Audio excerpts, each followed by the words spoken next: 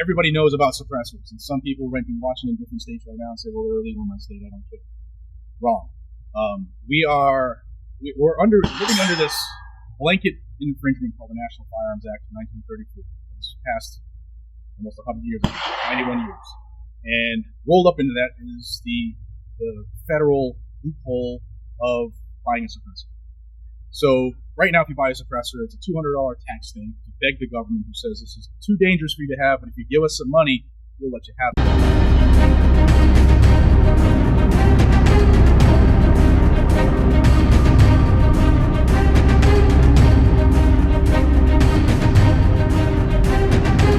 What's up?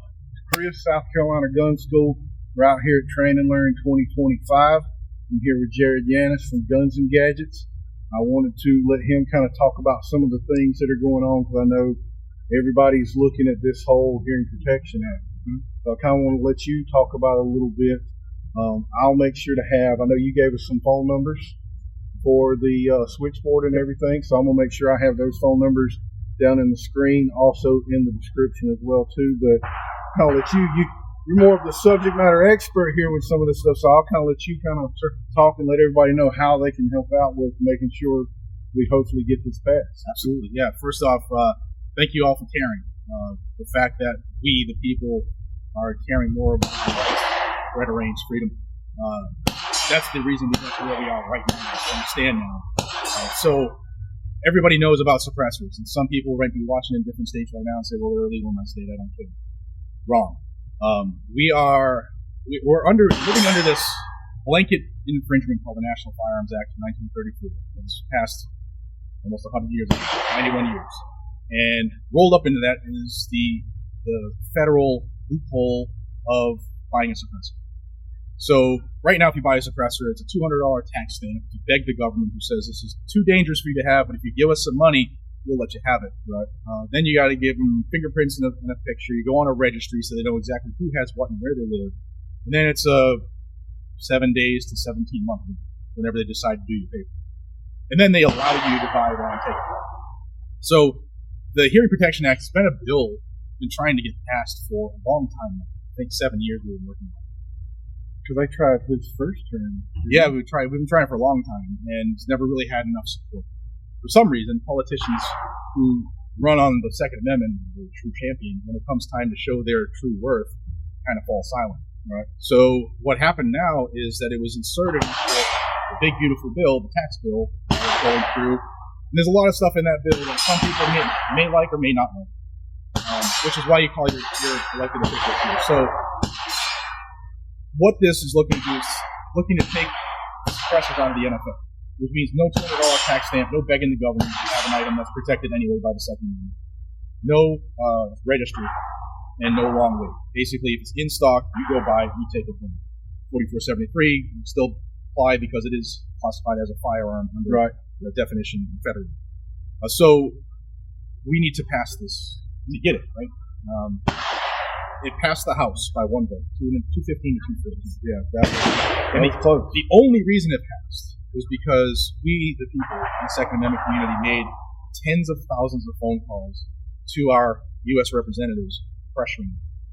This is the bill. We're going to want you to vote. Midterms coming up, we'll hold you accountable. You will lose your job. And that's all they really care about is their paychecks. Right? They want to live there forever, increase their net worth. So it worked. We had enough people, pressure representatives, and we got it to pass. Is it a perfect bill? I don't think there'll ever be a perfect match. Especially when it's over 1,000 pages long and there's a ton of stuff. Right. It should be one bill, one subject. Yeah. So it did pass the House this week. The Senate took the week off because they're very important. They're very overworked. And when they come back to work, come next Monday, it's going to be in the Senate Finance Committee. The Senate Finance Committee is going to start the process in the Senate. And ultimately, they can add amendments to it, change the bill. And that's what we don't want to happen to the Hearing Protection Act. If you dislike certain parts of your bill, that's fine. Some people don't like cuts in certain areas, that's fine. When you call your U.S. senators at 202-224-3121, you're going to want to voice your opinion on the bill. Tell them what you like about it. If there's something you don't like, tell them about it. But you want to be specific that the Hearing Protection Act in its full form needs to pass through the Senate. So we are this close. We've never. I'm an old dog. I'm going to be 50 this year, but my body feels like 250. We've never had this chance, right? In 91 years, and I think we'll never have this chance again. I agree. So you might hate the bill. Talk to your rep, your senator, and say, listen, I don't like this part, change it, but keep that whole thing back in there, because the Second Amendment protects it. And in fact, 2 nights ago, we got a decision by the Department of Justice, who had been saying for 91 years that suppressors are dangerous and not covered by the Second Amendment. They flipped this switch. The Department of Justice is now on record legally saying that the Second Amendment covers suppressors. So we are in the middle of a fast tidal wave movement in the Second Amendment community, but it's on us to get it across the finish line. So be part of it. It's intimidating to talk to representatives and senators. Right, and I like what you talked about in your presentation the other day. Is we kind of put them on this pedestal, but at the end of the day, they're putting their pants on the same way we put our pants on. And they're our employees. Exactly, and I think that right there is, I think, really what everybody has forgotten. We don't work for them; they work for us. Exactly. And look. And that's why I wanted to have this conversation, because I think there are a lot of people out there that feel their voice isn't going to get anywhere. No, your voice will help. It will help tremendously. And like he said, it's just a phone call. You don't have to go and walk up and knock on their door. It's just a phone call, an email. They have emails just like everybody else. Your voice matters. The more people that get out and voice their opinion, the more it's going to help.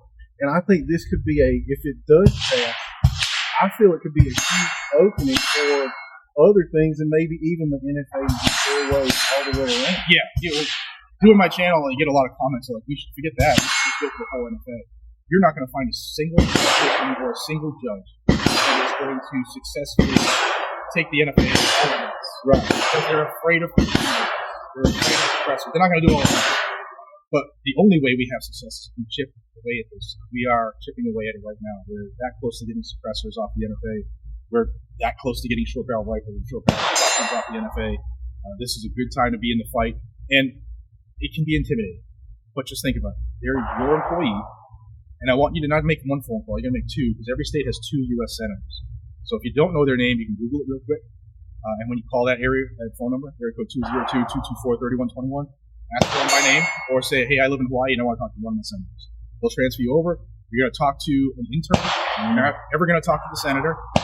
So their job is to tally everything that you are saying on that phone and make a record. So just tell them, I want this to pass. But there's other things you can do too if you feel a little funky, right? They live and breathe off of Twitter. X. Hit them on that. Go right at them. If it's at Nancy Pelosi, do it. And if you live in an anti-gun state, don't fall into that trap of, she'll never change me. Right. Senator Bernie Sanders will never vote for this. Yeah. Silence is acceptance. In this community, the Second Amendment world has been silent for so long because we just don't want to be bothered. We want to be left alone. Right. And that has gotten us to where we are. We're Exactly. now fighting to regain things. And it's time to be loud and proud. Make the phone calls.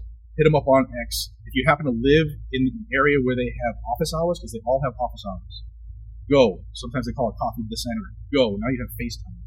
You can start building a rapport with them. But be respectful.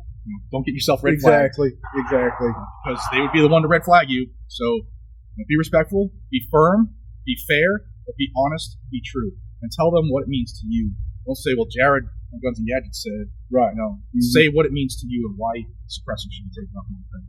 My big thing that I say to them is, like, you're forcing me right now that if I have to defend my family and my home from an armed intruder, I have to go deaf to protect my family. You're forcing me to have hearing loss to protect what I cherish the most. And there are statistics around that. So that's the other thing I think a lot of people don't realize is there are statistics around that. And that's what I tell people. Because, like being a firearms coach and stuff, everybody's like, oh, what's the best home defense gun? And what's the thing you always hear? The one you have. Well, the big thing I always hear, right, is the one you have, but also everybody's big on, pump shotgun. Yeah. I'm like, you need to understand how loud that shotgun is going to be if you pop that thing off inside your home. Just a handgun alone is going to be loud. But, I mean, a 12 gauge, 2 and 3/4 popped off in your home, it is going to be loud It is going to be deafening, because that is one thing I talk about when it comes to home defense. Is I always ask people, like, will you keep a gun next to your bed? Yeah. Will you keep hearing protection? I'm not saying you're going to have time to put that hearing protection on, but if you do, at least now I am protected. Right. But if this gets passed, now you don't even have to worry about it. Hands for everybody. Exactly. Kind of like Oprah. You get a can. You get a can. And, you know, some people that I talk to, and this is where I get frustrated about this, and they're like, oh, it's just going to open it up. You're not going to be able to find suppressors. And I'm like, what's wrong with that? Yeah. So we just went through that when the wait period went down to like 2 weeks. Everybody sold out. Every place that sells suppressors sold out. And you know what? Exactly. So if you don't get it today, and you might have to wait 9 days, you still get a suppressor. It's out of the NFA. You still buy it right there. And I was fortunate enough when I got mine. The gentleman that I go to, he uses the silencer code kiosk. Yep. I got mine back in October. Yeah, I've gotten one in 4 hours. He said he got one back in 2 hours. I was like, 2 hours? Yeah. He's like, yeah. He goes, I filled it out. He's like, I was actually about to close up shop, and they called me. They're like, yeah, it's good to go. Yeah, I've gotten one in 7.5 hours, so one shift.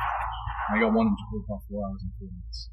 And you know, the other thing was like, oh, I want people to know what I got. I'm like, if you've bought a gun from a dealer, they know what you got. So, but the big thing I wanted to let him talk about and get everybody to understand is voice your opinion. All right, and like he said, if there's stuff in there you don't like it, talk to him about it. But here's one thing I'm challenging everybody out there: don't go off what people are regurgitating. You need to yes, it's a big bill, but you need to go through and you need to read through the stuff to understand it. And I think that's where a lot of people fail, is they just go off what people are regurgitating, and most people are regurgitating how they're interpreting that stuff. And when you really read some of this, it's kind of open. Like, you might read it one way, and I might read it a totally different way. So you need to read, and if you don't understand it, there are people out here where you can go and ask questions about it. I know lawyers that will help talk to you about some of this stuff and help you understand the verbiage, but you need to read it yourself and understand it, and not just go off what people are regurgitating out on social media. Because that's what the politicians are doing. Exactly. They didn't read it. And you talking about us as in the freedoms community need to be, and I think that's why that side has been so good at what they do, because they do a really good job getting people out to voice their opinion. And like you said, we just kind of want to be left alone, but we're at that point now where we've got to voice our opinion. I'm not saying go throw rocks and burn cities down and shit like that. You need to get out and voice your opinion, because that is one thing they are really good at. And it is frustrating to see that, is they get out and voice their opinion, and then you kind of see, we try to have stuff like that for people to voice their opinion. The turnout is way different. Yeah, absolutely. So he's giving you the phone numbers. All right, these, like, Google is the thing, because I'll be honest, I wasn't sure who my senators were. I had to go and Google. But you can find this information. If anything, call down and be like, hey, who are my senators? You know, I mean, there are ways to do it, but the biggest thing is please get out and voice your opinion, because this could be a huge swing in the right direction for us. And just to be able to, we don't want to try, and like you were talking about, everybody wants to just go right to the NFA. You've got to win the battles to win the war. But the NFA, all this little stuff are the battles. This is where we've got to get out. We've got to get the voices out there, because you even talked about it in your presentation. Things could probably change midterm. Yes. Yeah, this might be the only chance we ever get. The current administration, love them or hate them, no matter what you think, the decisions they made to try to change things trade-wise are affecting a lot of people in their own business, and it's crushing us.